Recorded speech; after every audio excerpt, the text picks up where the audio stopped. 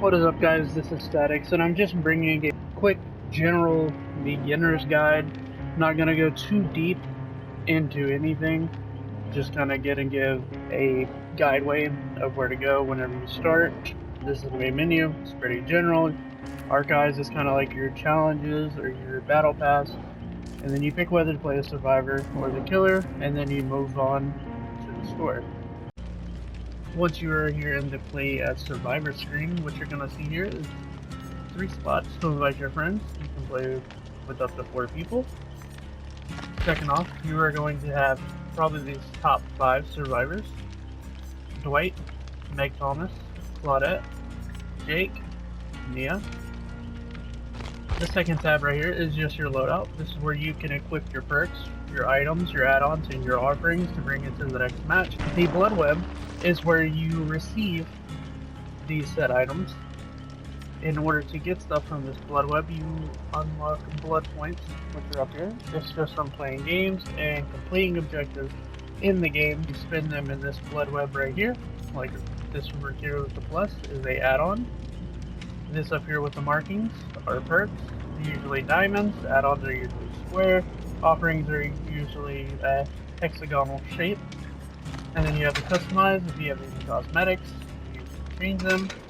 Last but not least, you do have the store down here, which we'll get to in a bit. If you're starting as a survivor, please start with Claudette. The reason for that is Claudette has a unique perk called Self-Care, which every character has 3 unique perks, and you need to level your character up to 30, 35, 40 to unlock each perk as a teachable perk. As you unlock them as a teachable perk, they will pop up in your blood web, as you see here, as this orange perk. It says Teachable Claudette perk, and my Claudette is level 40. Now that I have that unlocked as a teachable perk, I can find it in any other character's blood web that I level up. And what Self-Care does, Self-Care allows you to self-heal without using a medkit. So it's really necessary that you get that. Moving over to the actual characters, this is where you're going to go to unlock your characters that you do not have. But with the thing about this is some of these characters are licensed, meaning you cannot unlock them with in-game currency like the other killers, as in Michael Myers, Freddy Krueger, Leatherface, Pig, Ghostface, Demogorgon. All the other killers you are able to unlock in-game. The way you unlock them is with the iridescent shards. Iridescent shards are obtained just by simply leveling up and playing the game. Once you hit 9,000, you can then unlock a unlicensed killer, which means the Doctor, Huntress, Clown, Plague, Legion, Spirit, Oni, Deathslinger, a good handful of them. Moving over, this is the China Secret. It does update every week. You can come here and spend 2,000 of your iridescent shards to buy 1 teachable perk. 2 of these teachable perks are for killers. The other 2 are for survivors. If you already have one of these perks, which I do not have any of these yet, you can also just rebuy them and get 150,000 blood points, and then go spend it on another character that you want to level up. Moving on to the killer side, it's pretty much the same thing as a survivor. The only thing different is when you go to the loadouts, you're going to see that each killer has a different power. If you just hover over it, it'll give you a description of everything that they do. These add-ons affect your power in different ways, depending on your power. With most of them, it's usually duration or number of traps or something that alters your power in a better way. And then you also have your offerings, which are just a little bit different from what the survivors have. Not much different. Generally, a lot of the stuff is still pretty much the same. If you're going to start with any killer, if you're going to buy a DLC killer, I recommend first buying Leatherface. The reason for that being that Leatherface has a perk called Barbecue and Chili. What Barbecue and Chili does is it actually has 2 effects, one being active in the game, the other one is for after game. It doesn't really affect the match.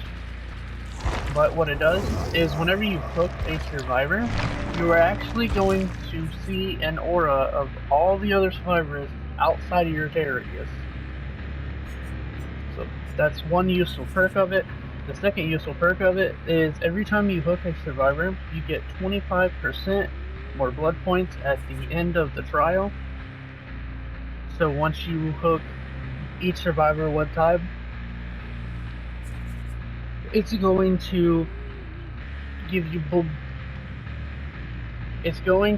you double blood points at the end of the trial. So if you run this and a survivor pudding, which is a offering, which is similar to the escape cake, which is going to give you even more blood points. So if you run barbecue and chili, you hook all 4 survivors at least once, and you run a survivor pudding, you're going to get mad amounts of blood points. As far as my recommended killers for beginners, I highly recommend the Wraith or Hillbilly as your first 2. The reason for that being Trapper and Hag, which you should have unlocked once you buy the game and you just start. I'm not 100% sure, but I believe you have the Hag. If not, just Hillbilly and Wraith. Hillbilly is very mobile, meaning you can run across the map really, really fast, and he has a chainsaw that one-hit kills. Wraith goes invisible, he's more of a stealthy killer, but these 2 I highly, highly recommend. Trapper is pretty good, but you kind of gotta know the maps, what survivors do, so you gotta get a little bit more experience in the game. So right out the gate, I highly recommend the Wraith, and I highly recommend the Hillbilly.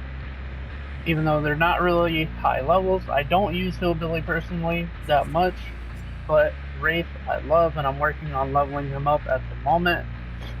As far as that goes, that's pretty much my general guide for your first time being on Dead by Daylight.